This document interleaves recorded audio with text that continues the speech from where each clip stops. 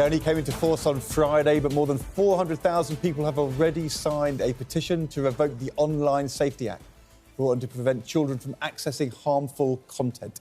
Critics, including Nigel Farage this week, have questioned the impact the rules are going to have on freedom of speech. The Reform leader has demanded an apology from the Technology Secretary, Peter Carl, after he claimed Farage's opposition to online safety laws means he's on the side of predators like Jimmy Savile. Should we have a look? There are people like Jimmy Savile who are trying to get access to children online that will be prevented from doing so by the Online Safety Act. Nigel Farage wants to overturn the very laws that are preventing that from happening. He is on the side of people like Jimmy Savile, and I'm not going to apologise for saying so. Well, does the Online Safety Act do more harm than good in curbing free speech? Online child protection consultant Jonathan Taylor says the Act was initially designed to safeguard children, but now just doesn't do that, while political commentator Jovan Owusu-Neh-Paul says the internet has become the Wild West and the Act aims to protect young people online. Where should we go first? Why are you saying... I'm going to come to you first of all, Jonathan. Why do you think it's not working? Yes, good morning. I'll start with a bit of a caveat. Anything that's designed or created to safeguard a child has to be for the better. Mm-hmm. When the Online Safety Bill was first discussed and then into the Online Safety Act, to the extent, if you look at Ofcom, they talk about online pornography and stopping children from viewing that. That isn't going to work. So the whole of the Online Safety Act was really stemmed around protecting children. But there's been no definitions. So what is online pornography? Where is it? I think too many people don't really understand or haven't looked into the methodology of online offenders and online predators, as well as what children are doing in the online world, whether that's social media, whether that's file-sharing systems, whether it's direct messaging. So the Online Safety Act was really centred around, according to Ofcom, around online pornography. Well, what is that? So we know what child sexual abuse material is. We call it CSAM. We know what that is. We don't want them seeing that. But what about these pornography sites? Well, we've now got this big talk about VPNs, and I was obviously over the last few days I've looked at it. It's not going to prevent any of this. So do you just understand, Jonathan? See, there's two arguments which says you shouldn't be controlling the internet. It will curb free speech, repeal the bill. That's kind of the argument Nigel Farage was making. There's an alternative argument which says it's really important to protect children, but this bill isn't doing it in the right way. It's not good enough. We may need some tougher controls. Is that the argument you're making? 100%. And So you're not agreeing with Nigel Farage? Well, to an extent I am, because he used the word repeal. Now, hopefully what he actually means by that is we'll have to look at it again, add to it, take things away, or actually put more or better legislation in place. Legislation can be created to curb things like recommended algorithms. It can be done to recommend or to stop things like monetarisation. These are the things, just those two things are what getting children into trouble, because the monetarisation of these self-generated images on things like Instagram, on Snapchat, on TikTok, and, of course, OnlyFans. So I think...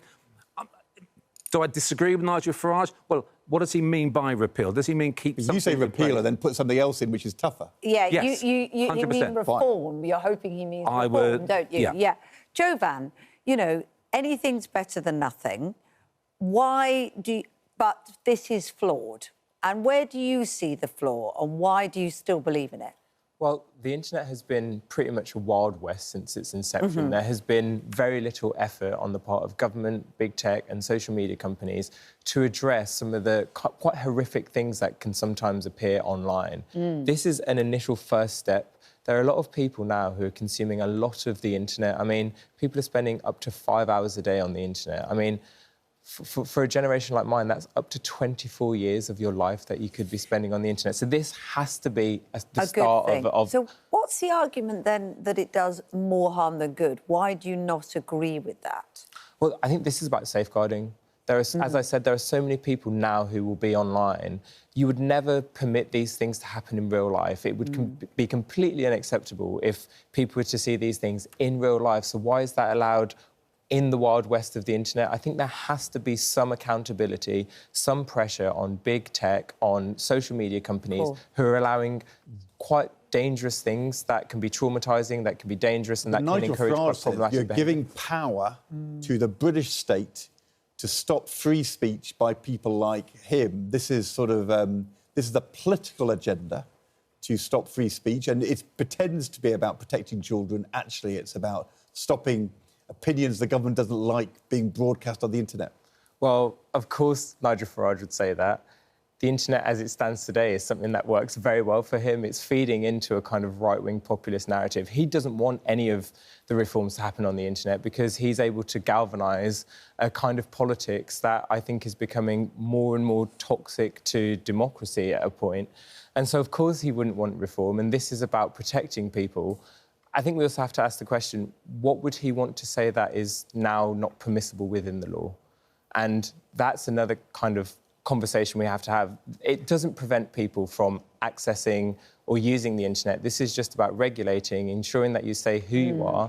It's a bit like going down to the pub and you have an ID for when you're 18 to buy a pint. I don't see really any difference between that and this. It's part of the problem, Jonathan, that the speed with which, you know, these companies, the internet, the Wild West you described, Jovan, evolves is so much faster than the heavy, slow motions of law that we cannot keep on top of it. And this law doesn't help that. I totally agree. I mean, the bill was discussed, let's say, 3 years ago when it first started. And what has technology done in those 3 years? Changed dramatically, I assume. Exactly. Yeah. So, I mean, again, through my research, you've actually got a situation now, if you look at the Online Safety Act, and I keep saying Ofcom because they're the ones that were driving this regarding protecting children rather than protecting everybody. It was about all based around children. And they look at age verification. You've actually now got a situation, you've got AI versus AI, because I know a lot of ethical hackers who are trying to bypass this age verification through facial recognition, and they're doing that through AI, and it's the AI that are checking the images. Can I just ask you, because this has been a theme of our week, on Monday we were talking to police officers who broke into a criminal online network which was encrypted. But over the last few years, WhatsApp, Facebook Messenger are all encrypted. Things happen outside the purview of the police and law enforcement the head of the National Crime Agency said a couple of months ago, there's been a dramatic fall in reporting of child sex abuse because it's all happening behind these encrypted barriers. I mean, that is a massive problem, isn't it? Huge. And it was touched on, I don't know who by, but we've talked about VPNs, the virtual... There are ways of getting around the private networks. Yeah, they're free, and we've seen a big increase in the demand for free ones as well as paid ones. You can pretend you're in another part of the world. Of course. So that means it completely then bypasses the Online Safety Act. And the big daddy of VPNs is the dark web. So we need tougher powers to tackle encryption. Absolutely huge. Right. I mean, it was brought in to protect children, and it's not going to do that. Doesn't feel like you want to get rid of this bill. That's all I'm saying. We're just going to give a quick statement, if that's OK. A government spokesman said free speech is fundamental to our democracy. We've taken robust action to protect through the Online Safety Act. Safeguards for freedom of expression have been built in throughout the Act. And we did ask you whether the Online Safety Act will do more harm than good. 66% of you said yes. 34% of you said no. We don't know the reasons why they said yes or no, but thank you both very much indeed for that debate. I'm sure it will continue.